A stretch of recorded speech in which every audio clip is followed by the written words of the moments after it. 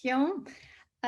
J'étais récemment avec Catherine Guillot sur les lauréats et des femmes qui ont eu des prix de femmes Women in Architecture. Donc, c'était un événement international. Donc, ce qui est assez extraordinaire. Je ne connais pas une autre femme. Si tu l'as, tu me diras. Directrice générale, plus X, plus pont de chaussée, plus architecte. Et j'étais très attristée parce que pendant cet événement, ces femmes architectes qui sont extraordinaires, que je conseille vivement, je sais que tu parles de le groupe Pichet qui fait beaucoup de résidentiels, ces femmes étaient données simplement les affaires sur le résidentiel, sur les écoles, sur des choses un peu moins bureau et le côté commerce, et qu'ils avaient une vision très extraordinaire sur la durabilité, sur leur vision. Il y a même un tour, donc par ma grande surprise, qui était donné par une société HLM, et c'était un tour en béton. Et donc, ils ont mis autour de cette tour, ils ont rajouté des balcons et des espaces. Parce que aujourd'hui, quand on parle de résidentiel, c'était entre guillemets moins noble, moi qui ai eu une carrière de 32 ans de vente de produits commerciaux. Mais aujourd'hui, comme on vit et comme on reste à la maison avec le confinement, c'est un autre monde qui s'avance. Et d'ailleurs, Marie-Zo Lénion, qui est dans notre livre, est devenue présidente de sa société pour faire de co-living. Donc, il y a plein de changements qui s'avancent. Tu parles pas trop, tu t'as parlé que tu as adoré l'architecture, mais qu'est-ce que ça t'a apporté en plus dans ton métier, et surtout pour ce côté de féminité? Parce que l'architecture, quand je voyais toutes ces femmes et ces beautés, vraiment, j'étais attristée en disant ces femmes qui sont bac plus 6, qui ont une connaissance profonde, qui ont une vision, parce que quand on est architecte, on travaille sur l'urbanisme, on travaille sur la visibilité de comment des gens vont vivre dedans. Et je me suis dit, les femmes architectes, malgré tout, ils sont bien différents. Donc, quelle est ton idée vis-à-vis de ça? Parce que tu as fait beaucoup d'études et en plus, tu as rajouté, ou je ne sais pas comment est-ce que tu faisais l'architecture au même moment? Alors, j'ai fait l'architecture en partie au même moment et en partie un peu après, en même temps que mes premiers pas dans la fonction publique à la MOTMJ. Sur cette question de l'architecture et je dirais de la place des femmes dans ces sujets-là, c'est vrai que j'ai toujours été relativement étonnée que ce soit dans le métier de la promotion, dans les métiers de l'architecture, ce soit des hommes qui soient à la tête, parce que justement, alors c'est le poids de l'histoire, mais la question de l'habitation, la question du foyer, la question du cocon, la question du bien-être dans ces espaces-là, la question de la place des enfants, enfin, c'est potentiellement des sujets éminemment féminins, ou en tout cas pour lesquels les femmes ont sans doute beaucoup à apporter, et apporteraient sans doute un regard excessivement différent, je dirais plus pratico-pratique par certains aspects, plus inclusif, plus bienveillant aussi. J'ai le plaisir de travailler avec quelques femmes architectes, pas suffisamment à mon goût. Notamment un très beau projet qu'on développe avec Elisabeth de Porzampar à Clichy. Et dans les échanges, alors c'est une femme architecte. Enfin, on est dans le top, on est dans le top de l'architecture. Donc, on a des discussions passionnantes sur l'architecture, la place de l'architecture dans la ville, enfin, sur tout un tas de sujets.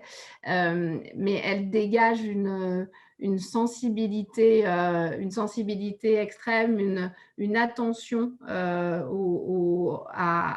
la personne, à la manière dont cette personne-là va pouvoir non seulement utiliser le bâtiment que nous sommes en train de développer, mais aussi l'utiliser pour son bien-être, sur son bien-être personnel, des endroits de promenade, des endroits où on peut juste se poser, méditer et, je dirais, admirer le paysage qui nous entoure. Et ce sujet-là, c'est vrai que c'est quelque chose, enfin, cette manière de travailler, de faire attention à l'autre et du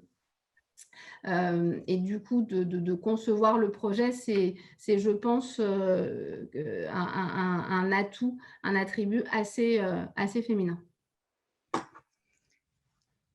Nous avons le grand plaisir aussi d'avoir Alexandra François Cusack qui se portait marraine cette année de Wire. On se demande parce que ça va faire, je pense cette année, c'est son dernière année où elle a passé 6 ans comme porte-parole. Quand tu es à la Fédération de promotion immobilière, il faut que tu aies ta propre société de promotion, ce qui est son cas. Cette vision de ce changement de monde, on était tellement entourés par le COVID, nos enfants, cette regarde. Je suis également sur Clubhouse avec beaucoup de mouvements pour de solidarité entre deux femmes et tout ça. Je pose parce que ma carrière était longue et ça continue. Je pense que si demain, quel sera le rôle si le président de Bouygues, ce serait une femme? On a eu cette grande chance que cette année, avec certains changements de personnel, mais que Véronique Bédag-Amilus est devenue la première femme présidente de Nexity. Donc, ça a fait un passage très important avec Alain Dinan qui a régné et qui a une forte personnalité. Bon, Véronique aussi a une forte personnalité. De demander à Cogidim Eltaria si un jour ce serait une femme qui sera présente. Donc, il y a beaucoup de changements. On le sent que est-ce que c'est vraiment très important? Et puis, ce positionnement des gouvernements, qu'on veut que dans le comité de direction, qu'il y a dans quelques années, si la loi se passe, qu'il y aurait 30 à 40% de la direction qui sera de femmes. Donc, aujourd'hui, dans ton groupe, mais dans le groupe de Bouygues Immobilier, tu es une femme d'exception par ton éducation, mais est-ce que tu vois comme les jeunes femmes, je sais j'ai toujours le plaisir de rencontrer le groupe Pichet dans des salons parce qu'il y a beaucoup, beaucoup de femmes qui sont là. Comment ces femmes sont approchées ou comment ces femmes se débordent vers toi et est-ce que tu sens que le rôle modèle en entreprise donne un peu plus de force comme tu es la directrice générale dans la promotion?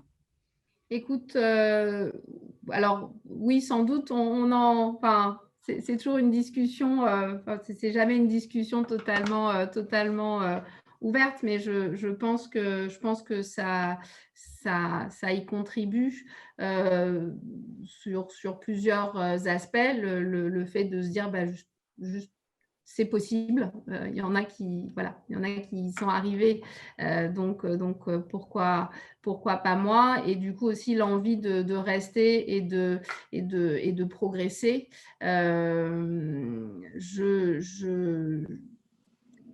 je pense que le fait d'être entre femmes leur permet aussi plus facilement de s'ouvrir et de venir vers moi pour simplement partager sur une évolution de carrière possible, sur des aspirations, ce qui me permet, moi, d'engranger ces informations-là et du coup de leur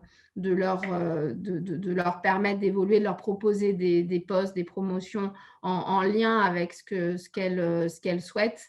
Et je pense que, enfin, il se crée une proximité qui n'existerait pas s'ils avaient des managers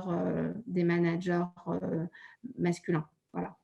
La question de la timidité, de la réserve, le côté, souvent on parle du côté bon élève, hein, ce qui est aussi quelque chose que j'ai expérimenté, où on fait tout bien, mais surtout on ne dit pas, et puis on attend que les autres le voient à notre place. Je le constate chez pas mal de mes collaboratrices actuelles ou celles que j'ai pu également rencontrer chez Bouygues Immobilier, avec qui j'ai eu la chance de travailler.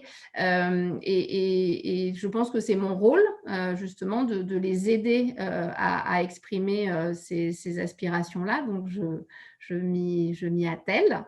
Et je pense aussi, à l'inverse, que le fait, voilà, d'être entre femmes contribue pour elle à s'exprimer un peu plus librement sur ces sujets-là. Nous sommes partenaires avec Christina Lungi, qui a mis beaucoup de lois en place avec Nicole Hamlin il y a presque plus de 25 ans. Et elle m'a dit, quand elle regarde nos business masterclass, que tout est rose, tout est merveilleux. Elle dit, il n'y a pas de difficultés, ces femmes. Et ce que je t'avais demandé, trouve des difficultés pour Christina Lungi, qui tu as des enfants, tu es mariée, tu as plusieurs centaines de millions de promotions sur tes responsabilités, tu as la responsabilité de grandir ta société. Quels sont les bémols qui étaient des difficultés avant le COVID et maintenant après le COVID? Parce que certaines femmes… Alors, je pense que ça… la principale difficulté que j'ai pu avoir, c'est justement de m'affirmer en tant que dirigeante, malgré, je dirais, le fait d'être une femme et le fait d'être jeune également. Parce qu'il est vrai aujourd'hui que, en proportion, les femmes dirigeantes sont relativement plus jeunes que les hommes dirigeants. Je vous donne un exemple. Nous, alors ce n'est pas, notre partie prenante principale, nos partenaires principaux sont les élus locaux, et notamment les élus, les maires. Et je dirais, dans cette population-là, il y a énormément de moins en moins, évidemment, hein, tout évolue, mais il y a énormément d'hommes remarquables, mais qui ont entre 60 et 70 ans, qui ont toujours connu des hommes à différents postes, et qui ont toujours, je dirais, conversé, échangé avec des hommes, qui en plus ont… Pour certains, parce que je suis encore jeune, plus totalement, mais un peu l'âge d'être mon père, et qui en plus ont, je pense, en tant qu'élu, la fibre paternaliste, elle veut dire quelque chose, hein. Quand on est mère, on est protecteur de ses administrés, de ses ouailles, comme on dit. Il y a cette fibre-là. Forcément, le positionnement, leur positionnement et le regard qu'ils portent sur nous, femmes, est différent de celle qu'ils portent sur un homme sur un homme blanc la plupart du temps, et qui est plus proche en âge également. Et ça, alors évidemment, ça demande beaucoup de travail pour convaincre. Je dirais qu'il faut, enfin, on l'entend souvent ça, hein, mais moi je l'ai vraiment vécu, d'être encore plus persuasive, développer encore plus d'arguments. Mais le fait aussi qu'on ait à nouveau des jeunes mères, hommes ou femmes d'ailleurs, qui se lancent dans la politique et qui aient envie d'administrer des villes, ça aussi, je pense que ça va aider, parce qu'au-delà de la question homme-femme, la question de la génération, je pense qu'un maire de 40 ans ou de 50 ans ne voit pas une femme dirigeante du tout comme le voit quelqu'un qui aurait 60 ou 70 ans. Donc, voilà, donc ça, je pense que ça a été une de mes principales, enfin, voilà, des principales difficultés et sujets sur lesquels j'ai dû excessivement travailler. L'autre sujet, je vous le disais tout à l'heure, c'est le côté bon élève, et puis ce à quoi je faisais référence au début, c'est-à-dire la filière ingénieur qui vous donne un peu une vision simplifiée du monde. C'est noir ou c'est blanc. Et donc, je pense, dans ma plus jeune partie de carrière, j'ai eu toujours tendance à vouloir m'affirmer en, en, en imposant mon point de vue, ce qui, pour le coup, je trouve, est un travers très, très masculin. C'est-à-dire que c'est à celui qui tape le plus fort sur la table, qui finit par avoir raison. Et alors que vraiment, je crois qu'aujourd'hui, la question de l'intelligence collective, de la recherche de consensus, du fait que dans une négociation, tout le monde doit s'y retrouver, tout le monde doit je dirais, en sortir par le haut, comme on dit, c'est quelque chose d'éminemment important. Et ce sujet-là, je pense que, alors il est jamais trop tard, mais je pense que c'est quelque chose que je n'ai pas travaillé assez jeune, et qui m'a sans doute, alors je ne sais pas si ça m'a valu des difficultés, mais en tout cas, j'aurais sans doute agi autrement si j'avais eu cette prise de conscience plus tôt par rapport à la manière dont je me comportais. Voilà. Après, sur les questions personnelles, comme je crois beaucoup de dirigeantes aujourd'hui, oui, j'ai des enfants, j'en ai 3, mais j'ai la chance d'être excessivement aidée, et je crois que sans ça, ce n'est pas possible de faire ce que je fais aujourd'hui. Alors, ce rôle de femme pendant le COVID a changé beaucoup de choses. On parle de beaucoup de femmes elle est dans le salon avec ses enfants et le mari est dans la chambre ou éloigné. Est-ce que c'était ton cas? Est-ce que tu avais ton bureau de direction hors des enfants, ou quel était ce rôle en tant que femme directrice générale dans un métier où théoriquement il faut être sur le tas, il faut être sur la construction a été arrêtée, on est en train de vivre un autre, si on se mettait il y a 1 an pendant le COVID et maintenant cette nouvelle rôle de reprendre le travail, de théoriquement avoir moins peur, malgré qu'il y a une autre souche de COVID qui arrive de l'étranger. Comment tu vois ce positionnement avec le COVID et la promotion immobilière et de gérer ses équipes, parce que le groupe Pichet a beaucoup grandi, donc c'est un groupe qui a beaucoup d'importance aujourd'hui.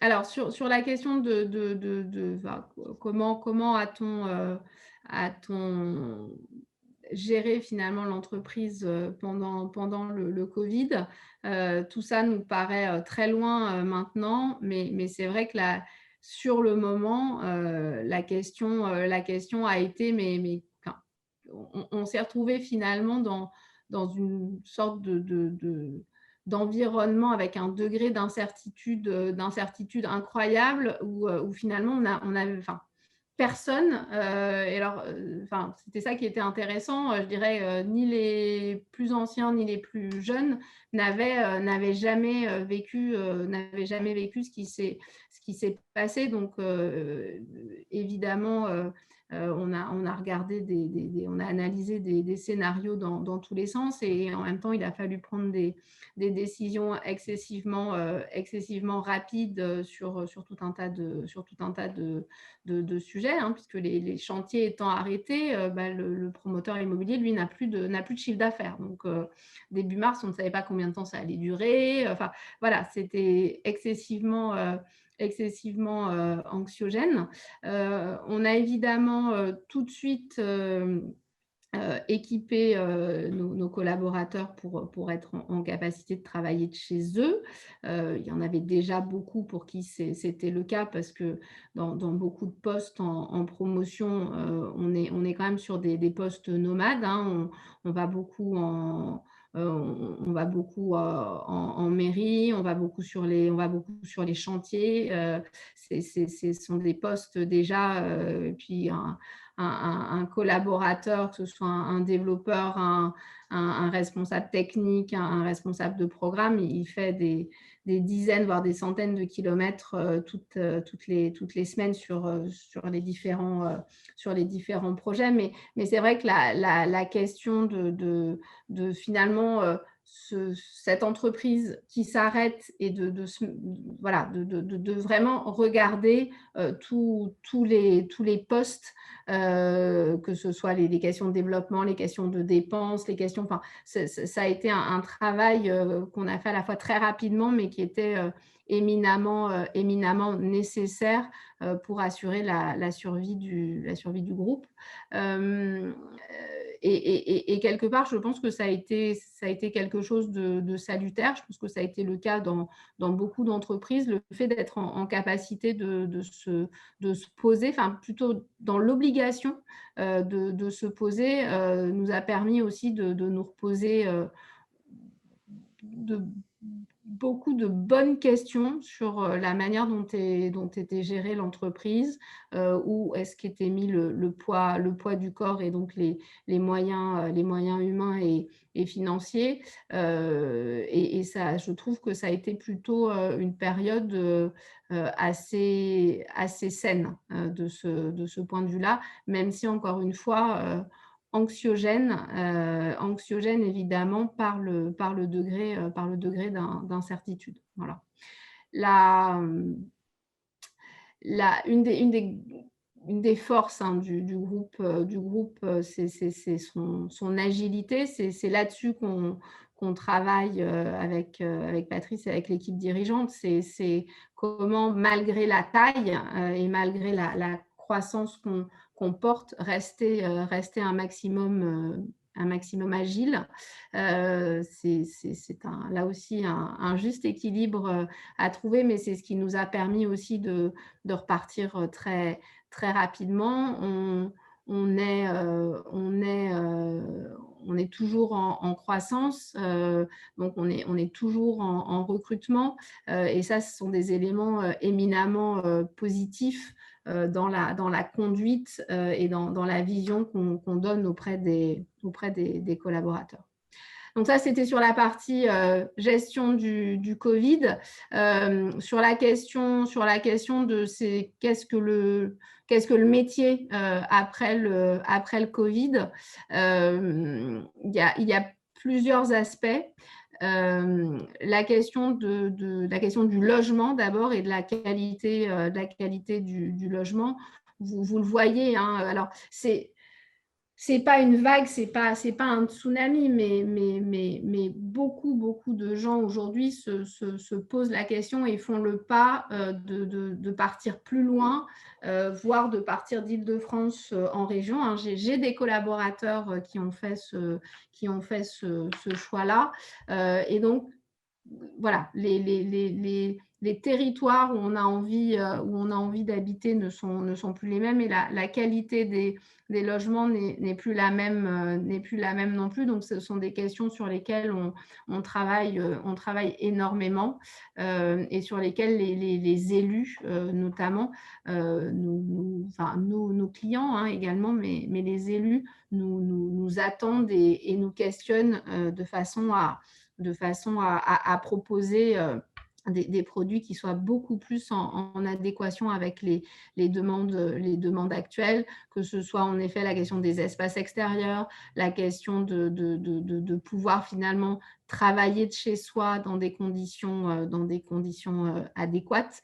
Le Covid a été vraiment un catalyseur, hein, de la montée en puissance du télétravail. Je pense qu'il y avait beaucoup de patrons qui finalement n'y croyaient pas du tout, et qui devant l'obligation de le mettre en place, se sont rendus compte que, alors je ne dis pas que c'est la panacée, le 100% télétravail, moi je n'y crois pas du tout. Je pense qu'il faut un mix des deux, mais c'est quelque chose finalement qui, parce que ça a été obligatoire, s'est démontré excessivement efficace dans bien des cas. Et donc, au-delà de la pandémie, c'est sans doute une tendance de fond, qui fait aussi qu'en immobilier d'entreprise, on se pose d'autres questions sur ce qu'est le bureau de demain, et ce que doit devenir le siège social d'une entreprise, à quoi il doit servir, et finalement, en tant que dirigeant, comment on conserve une culture d'entreprise, un attachement, malgré ce travail à distance. Mais sur la question du logement, c'est à l'inverse, c'est éminemment prégnant. L'autre sujet, c'est que la pandémie a été un catalyseur sur les questions environnementales. Là aussi, c'était des sujets qui depuis longtemps étaient travaillés par l'ensemble de la profession, les aménageurs en premier lieu, les promoteurs, les architectes. Mais véritablement, là, on a passé un coup d'accélérateur, et les citoyens et leurs élus ont acquis une conscience encore plus accrue sur ce sujet-là.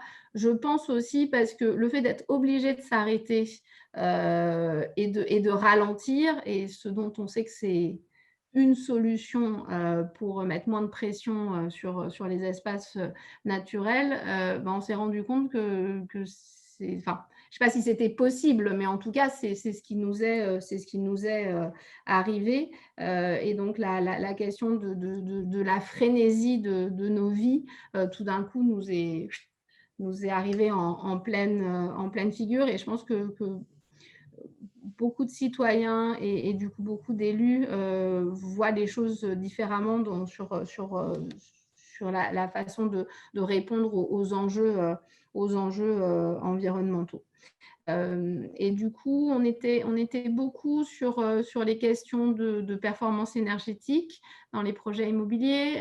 On travaillait aussi beaucoup sur la question du bas carbone, notamment de la construction bois. Ce sont toujours évidemment des sujets éminemment importants, mais les sujets que portent les élus aujourd'hui avec encore plus de force sont les questions de la sauvegarde de la biodiversité, de la nature en ville, du bien-être en ville, qui passe notamment par cette question de la place de la nature et la capacité à respirer en ville, donc la diminution de la pollution, et qui passe aussi par ce qu'on appelle l'objectif de zéro artificialisation.